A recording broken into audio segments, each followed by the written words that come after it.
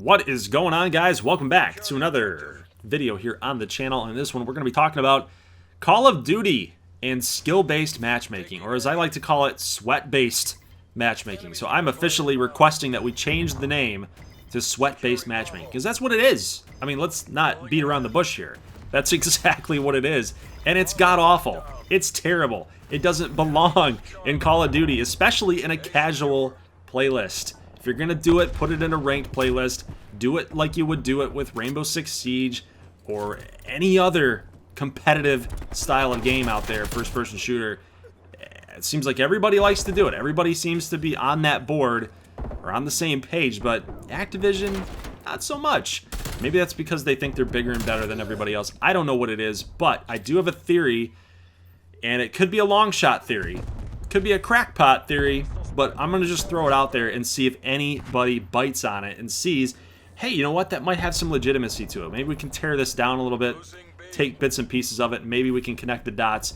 Kind of like what the campaign was with Black Ops Cold War. We got this big board of theories and conspiracies and trails.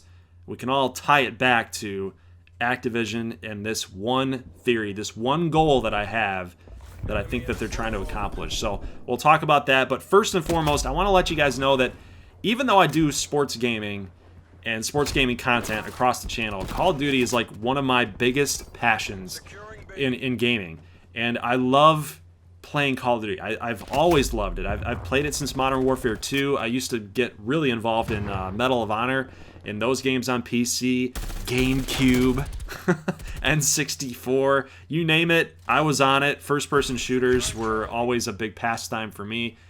Something that I always make sure that I get the newest and greatest Call of Duty out there. And lately it sucked.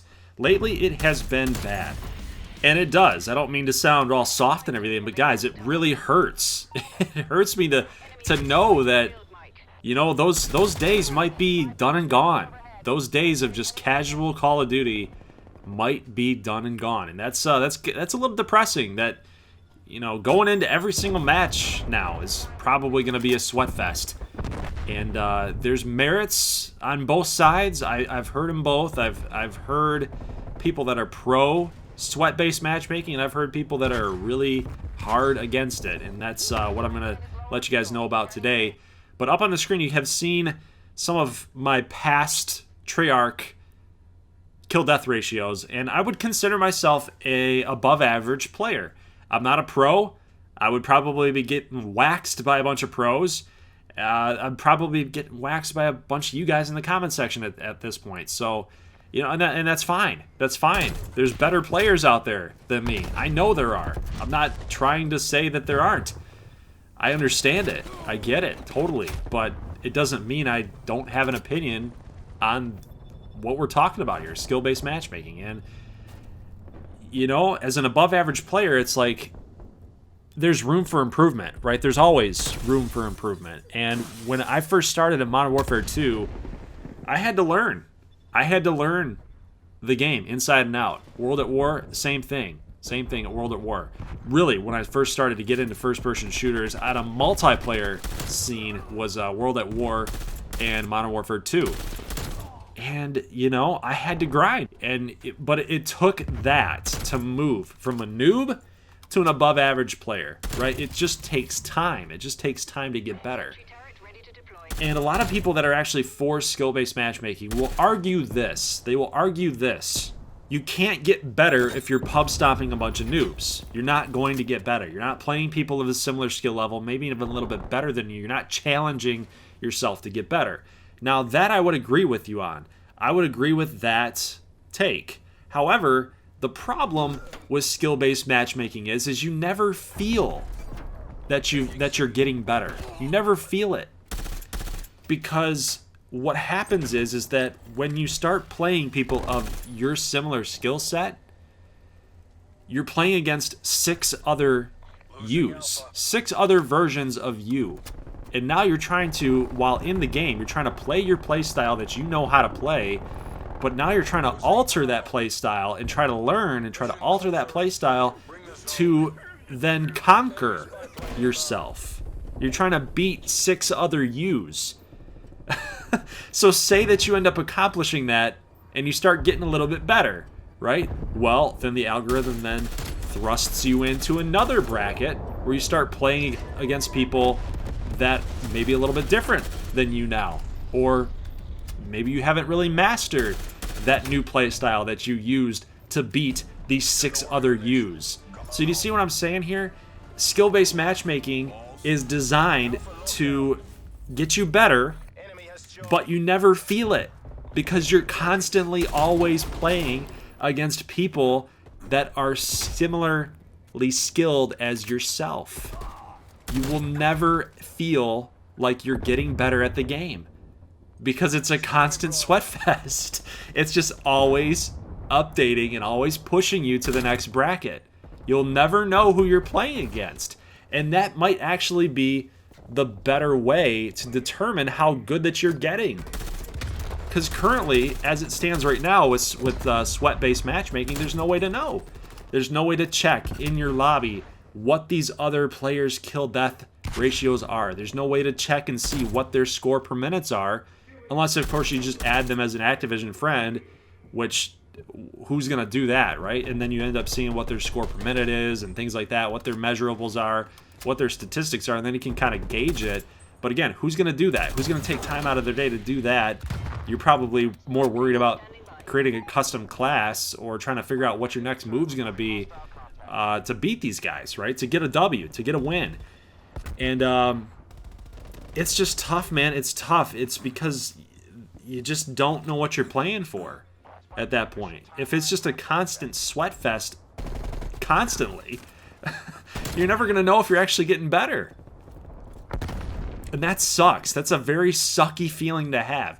At least in casual matches like we've seen in Black Ops 2 or Black Ops 1, like you saw my KDs in those older games, those really older games, you could go into a casual match and then you could basically see, okay, I'm playing against a wide spectrum. I'm playing against a wide variety of different player styles, of different people, just different people.